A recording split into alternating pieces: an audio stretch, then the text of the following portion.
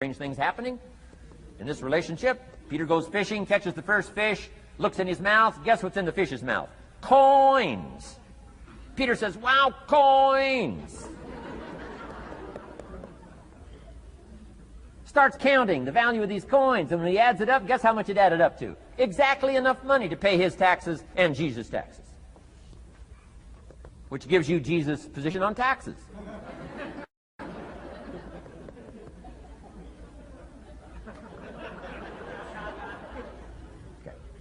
Now, we call that what? A miracle, only because we don't quite understand how it works. It doesn't mean it doesn't work. It simply means we don't quite understand how it works. But here's how you get a miracle going for your life. Number one, do what you can. Get a list of the stuff you could do and you haven't done, postpone, and start cleaning that up. You can't start at a better place for personal change. That'll affect your bank account, affect your future, affect your income, affect everything. You can't start a better life change process than cleaning up what you should be doing. The man says, well, my mother lives down in Florida. Should have written her 6 months ago. I just can't seem to get that letter written. I'm asking you to get that letter written, clean that up, and don't walk like other people walk. Don't postpone like other people postpone. You say, well, is it as simple as writing a letter? And the answer is yes. Where else would you start for life change, personal change? You don't need a pink package to fall out of the sky.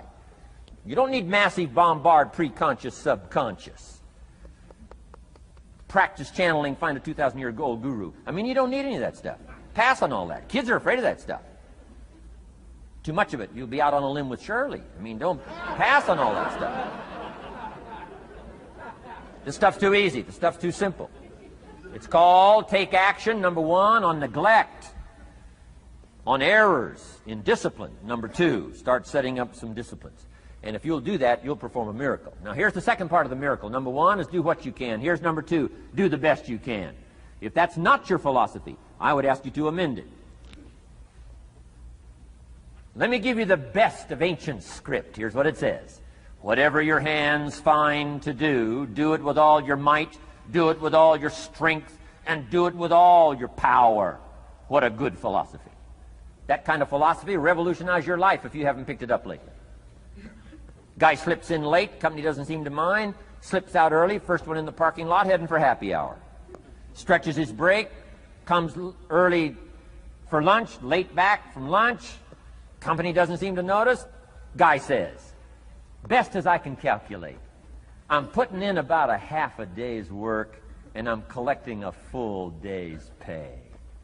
And the guy says, I got it made. Little does he know the seeds of his own disaster are already being sown by the weakness of his own personal philosophy.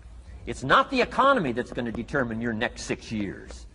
It's your philosophy about labor and about activity and about miracle and soil and seed and sunshine and rain and the economy and the banks and the money and the companies and the schools and what's going on. It's your philosophy and your attitude. And then your ability to take action. All of that we call the process of life change, miracle working. Number one, do what you can. Number two, do the best you can. Here was number four. Results. Results. Every once in a while, you got to take a measure, see how you're doing with these three pieces: philosophy, attitude, activity. Now we take a measure called results. What is the results at the end of the day, the results at the end of the week? You can't let too much time go by without checking. When time goes by, 6 years I'd been out there working when I met my teacher, Mr. Schoaf. Schoaf said, well, Mr. Rohn, let's just go through a little summary here. He said, in the last 6 years, how much money have you saved and invested? Let's go through a little tab list here. How much money have you saved and invested the last 6 years? I said, what? Zero. He said, you have messed up. You remember these notes. I like that. You've messed up. He said, who sold you on that plan?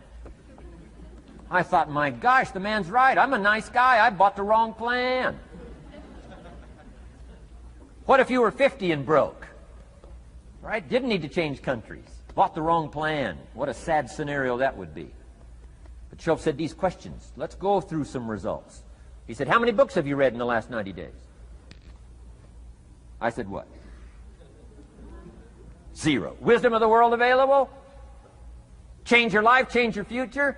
Wisdom of the world available? Develop any skill you want, earn the kind of income you want, have all the treasures you want, equities you want, relationship with your family that you want, everything that you want available, and the wisdom of the world to help you get it. Haven't read any books in the last 90 days. My teacher said, Mr. Rohn, you have messed up. I'm telling you, you've got the deal.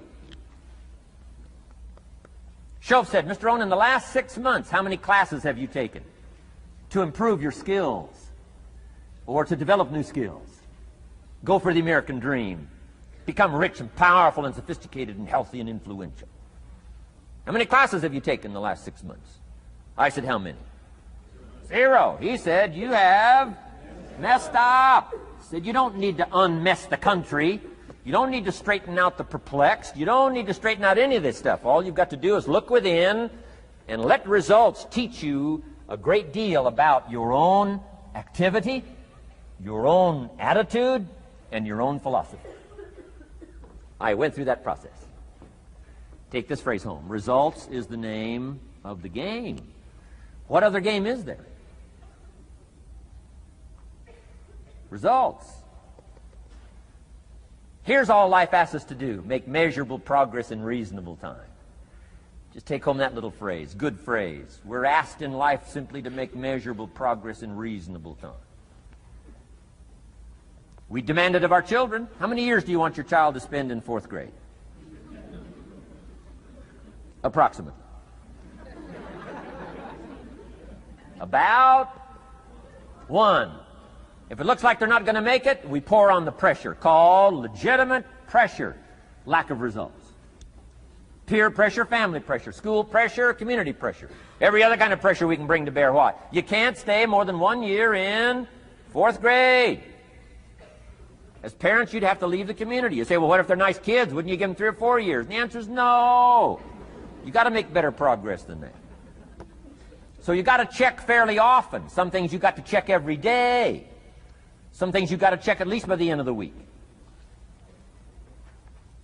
Salesman joins this little sales company. He's supposed to make 10 calls first week. Wouldn't it be legitimate to call him in on Friday and say, John, what? How many calls? I mean, this stuff is simple. John says, well. Say, John, well won't fit in this little box here. Well. Now John starts with a story. You say, John, I made this little box so small so a story won't fit. I don't need a story. I need what? A number. A number. What will a number tell me? Everything. John's supposed to make 10 calls. What if he made 20? You say, wow. Wow. We got somebody. What if he only made 1 call? Whoa. Will that tell us something about John's philosophy? And the answer is yes. Will it tell us something about his attitude? Of course. Will it tell us something about his disciplines? Of course. And if he wants a lesson in life change, all he has to do is be willing to face the numbers and come up with the results that will teach you to either celebrate if you got good results or fix whatever needs to be fixed in your philosophy, attitude, activity called disciplines. You don't need to go anywhere else. I do believe in affirmations. And they are valuable as long as you affirm the truth. Because it says in ancient scripts, the truth, what? Will set you free. Free to do what? Amend your errors and pick up new disciplines. That's what the truth is for, to help us amend our errors and pick up the disciplines for life change. That's what the truth is for. So I do believe in affirming the truth. If you're broke, the best thing to affirm is, I am broke. You put that up on the refrigerator where you can see it every day. I mean, that's how you do that. Now, if you need a little additional affirmation, you just put up there, I'm 40 and broke. I mean, you know, that ought to do it. And if you need just a little more, put up there, I live in America and I'm 40 and broke. That's enough to turn your life around. It says, hey, something is wrong. Somewhere I have messed up. And I'm telling you, if you'll start with that, it's called the process of life change, and it doesn't matter how small the process is to start.